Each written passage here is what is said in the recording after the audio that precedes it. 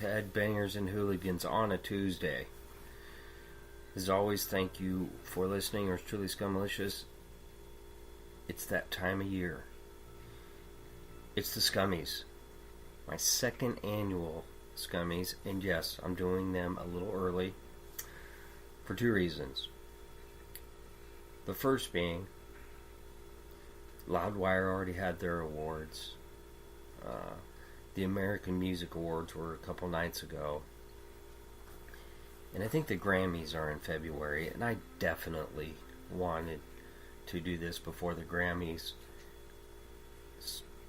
So this show's kind of sandwiched in between all the award shows. That's why I'm doing it now, because I just don't want it to get left behind, so to speak. And there's really nothing coming out in the month of December that's going to change any of the bands or songs that I picked for the awards. So that's why. And let's do this. The second annual Scummy Awards. And let me tell you something, this is a big honor.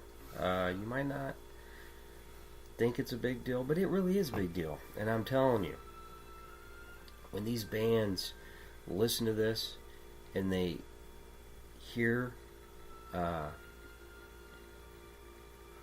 their name being called, they're just going to be like, holy shit, I can't believe it. It's an amazing honor to be awarded a Scummy. Let's break it down this way. If you're a band, what would you rather be recognized for, a Grammy or a Scummy? I think we all know the answer to that one. So let's do this. And I'm just going to kick it right off the bat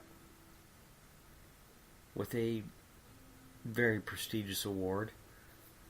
Not that it's more important than any other Scummy award, but the first two awards kind of go with the theme of the show.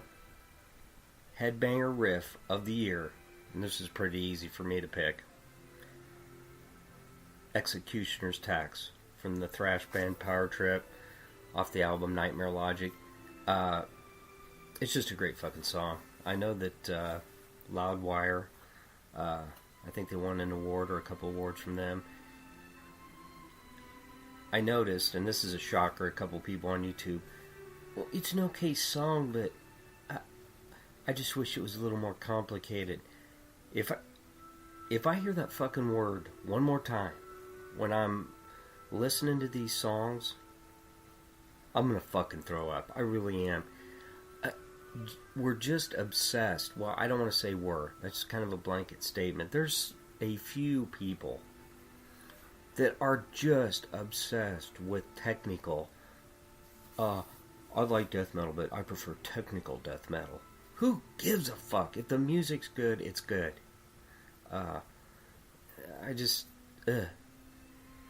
It's a great song, and it's a great rev, and it deserves being recognized for that. Executioner's Tax. Headbanger Riff of the Year. Now, for you hooligans. This is for the Mohawks. And the Hot Topic t-shirt wearing people. It's a joke, I'm kidding. The punk rockers that listen to Scummalicious, they're hardcore punkers. They don't buy their shit from Hot Topic. So this might be a little bit of a surprise. Hooligan Riff of the Year. I'm going with Jerk. What? Who's a jerk? The song from the Bomb Pops. That's right. And I did have a different song listed at first. I changed it today after I went to YouTube and I seen a couple people commenting on the Bomb Pops being fucking assholes. I'm not going to say what they were, what they exactly said about Jen and Polly. You go get a guitar, you learn how to play it, and then you write a song and get back to me. See how fucking good you are at it. I am so tired of people putting down, and they were both guys. I should clarify my point here. Two guys ripping on them because they're women. Oh, they can't sing. Their guitars sound like shit. Fuck you. Jerk. It's a great song off of Fear of Missing Out. A great album. And I feel pretty good in giving them this award. That's right. Hooligan Riff of the Year. Jerk. The Bomb Pops. Video of the Year.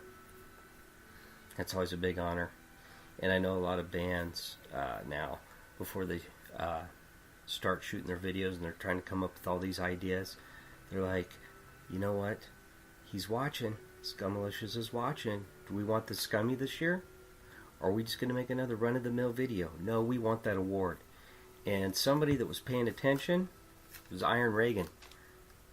And I love the video. Fuck the Neighbors off of the album Crossover Ministry. It's a claymation video. If you haven't seen it, you have to go watch it. It's so awesome. And of course they kill the neighbor at the end and set his house on fire. Fuck the neighbors. Da-na-na. Fuck your yard. Da-na-na, da-na-na. It's a great album, by the way. But yep, Iron Reagan, Video of the Year. Fuck the Neighbors. Best song to start a mosh pit. Remember that one? Last year it was Nails. You Will Never Be One of Us. Remember that one? This wasn't easy. I had a lot of good songs to work from, or to choose from. And I went with the kind of unknown band. I had about 5 or 6 to pick from. I'm not going to give out all the songs, but there's some songs that I really wanted to give this award to. And I listened to each one, and I thought, you know what? Why not give some love to the little guy, to the band that's out there struggling, the band that needs people to buy their music so that they can afford to eat, unlike Metallica, who get millions of dollars and they go shopping at the mall and buy designer watches and shit like that. And you know I'm right because you've seen the fucking pictures. I went with Grind Pad from the Netherlands. Shark Bite. It's from the Shark Bite EP. That song absolutely kicks ass. It feels like 80s thrash, and this kind of award, best song to start a mosh pit, what better way to acknowledge how great this award is by acknowledging kind of the old school thrash, right? And that's what they do on this song. It's chunky, it's heavy, it's thick. Yeah, you feel like you're listening to some old school Metallica, Testament, some Death Angel, San Francisco 80s style. It's good stuff. Shark Bite, great song. Comeback Song of the Year. So we went old school thrash, rather I did, with the last award. How about a little old school punk with this one? And I'm acknowledging this band. 88 Fingers Louie. I went with All the Right Words off of their Thank You for Being a Friend album. Full disclosure, yeah, you notice I've been using that a lot lately. I don't know, just makes me feel important and smart. Not a huge 88 Fingers Louie fan, but I'm telling you what, that album, wow. Really impressed. I think it's their first album in 12 years. There's a lot of songs I could have picked off that album, but All the Right Words was my favorite. There's maybe some hardcore fans that would have picked a different song. I went with that. Still, great album, great song, and you know what? Nice to have him back. Nice job out of them. Comeback Song of the Year. That award we transition into Comeback Album of the Year. Do you think it's 88 Fingers Louie? Wrong. Why did I just do that? Did I think that that was going to be neat? By making some stupid annoying sound? Yeah, I get it. It failed miserably. It is not 88 Fingers Louie. I went with the Lillingtons and the album Stella Sapiente, and I reviewed this album. I think everybody knows how much I loved the album. Not a huge Lillingtons fan. I like some of their songs. I know the one guy's in Teenage Bottle Rocket. Didn't know a ton about him. I thought it was a great album. And I did notice a few hardcore Lillingtons fans didn't love it because it was so different and it really is unique. They kind of went away from the Ramones style punk. It's spacey. It's got lots of atmosphere to it. You know, UFOs and conspiracy theories and all that kind of shit. Really unique album, and some hellacious guitar solos on there. There's a couple on there. Surprised the shit out of me. Trust me though, that album deserves that award. Comeback Album of the Year. The Lillingtons. Stella Sapiente. Alright, I just wanted to say that again. Bad Field Trip Award.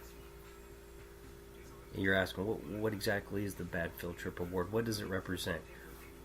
This award represents a band that when you hear them, you're like, that's the kind of band that I want playing in my backyard for a keg party. And I know it's November, it's almost Thanksgiving. Just kind of fast forward to the spring a little bit in your brain. Just picture that garage band. I love the garage bands. This is for you. But I'm kind of going big time garage band with the award this year. It's going to Rancid. That's right. I gotta give them some love.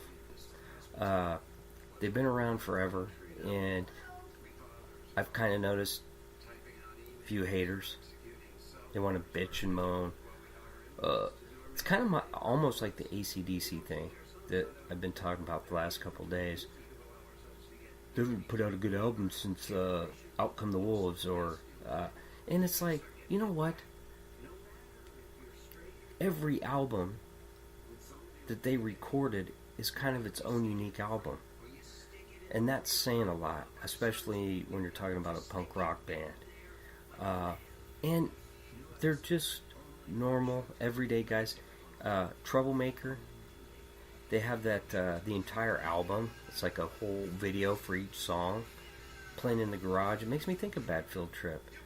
And to be doing it as long as they've been doing it, they deserve this award. So I gave it to them. Bad Field Trip Award. This year, this scummy, Rancid. You've earned it. Which takes us to kind of on the same level as far as a band that's been around forever. Lifetime Achievement Award. You have to know who this is going to go to. If anyone that knows me, especially close friends, Lifetime Achievement Award, I reviewed an album that came out last month. It's gore. The Blood of Gods, that album. The first, with Blothar's the lead singer. It's a really good album. It really is. I didn't say it was their best. I wouldn't even say it's wow. It's incredible, but it is a really good album. I loved Blothar's performance on it, and a few haters on that too, and I understand it. I get it. I'm not gonna jump on hardcore gore fans that don't like it because they wanted a heavier, thrashier sounding album. They thought that they liked Battle Maximus, which I did too. I loved it, and they kind of wanted a continuation of that. I liked what they did. Blothar brings a different kind of voice. So they kind of went old school. They went towards Scumdogs the Universe and America Must Be Destroyed those days. And I liked it. I thought it was a really good album. I still do. And especially with the news of Mike Dirks, aka Ballsack, and the disease, and hopefully he gets a transplant and gets that taken care of. Definitely. Lifetime Achievement Award, their 14th album. Gwar, The Blood of Gods, have been around for 30 years. They deserve this award. How about a little love for the guitarists out there? The Scumbag Shredder Award. And you guys, I gotta stick with the same band here. I do. It's Pustulous and it's Ballsack with Gwar, the new album. Pustulous is so underrated, or Brett Purgeson, if that's what I'll give you his real name. He shreds all over this fucking album. And Battle Maximus, that was an album, took a while to grow on me. But I tell you what, after a year of listening to it, holy shit. I'm like, did they make the right choice by bringing in this guy to replace Corey Smoot, who had passed away? Just an incredible guitarist. His solos are amazing. And of course, you've got one of the greatest rhythm guitarists of all time in Ballsack. You combine them two together, you ain't beating that duo. And so yeah, they are my last year I gave it to one guy, but you know what, they both deserve the award, so they both get it. They both are scumbag shredders in my book. And finally, we've got Song of the Year and Album of the Year, last two awards. Song of the Year, real quick, I think both of these are going to be surprises.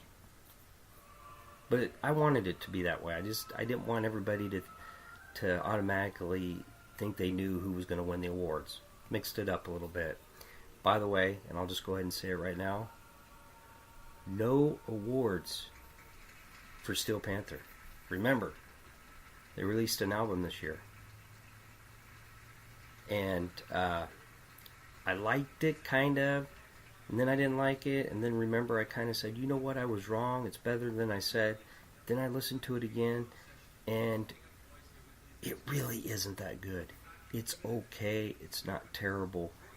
But it is nowhere near the other three full-length albums. But Lower the Bar is definitely my least favorite Steel Panther album. It's still Steel Panther, and I'll listen to it, but it's not even close to the level of the other three. Song of the Year, Pallbearer. I Saw the End off Heartless. And doom metal band out of Arkansas, not a band I would normally listen to. They just grew on me, and that album is amazing.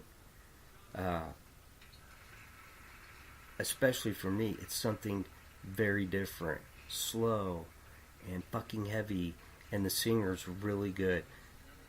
Now, hardcore Pallbearer fans might pick a different song, but I love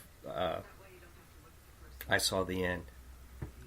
That's how you kick off an album, is with a song like that. Heavy, slow. I love the guitars on it. He's a really good singer, and it fucking kicks ass. And I am glad to give Pallbearer Song of the Year, Scummy style. And finally, the Album of the Year. And I've really thought it out. Was going through all the albums that I reviewed and listened to, all the ones that I liked, and it just makes sense. Because I listened to it this morning again for probably the 50th time this year. I never get tired of it. It's the Bomb Pops. Fear of Missing Out. It's that simple, guys. People can bitch about it all they want. those guys that called, oh, nice bubblegum pop music for 10-year-olds. There's a little fucking more to it than that. But like I said, go learn an instrument, write your own fucking song, see how good you are at it. It's a great album. Jen and Polly, two of my favorite ladies. I tell them that all the time. They should be respected. They're talented musicians. They write great songs. And this album is amazing. It's really good. And there's guys out there won't even give it a chance. There's a couple girls. So fucking what? They're really good. I love their vocals. I love the songs, and they deserve it. They earned it. Scummy style, album of the year. There you go. Second annual Scummy Awards. A little early, but I'm glad I did it that way. So until next year, all the bands, congratulations. You're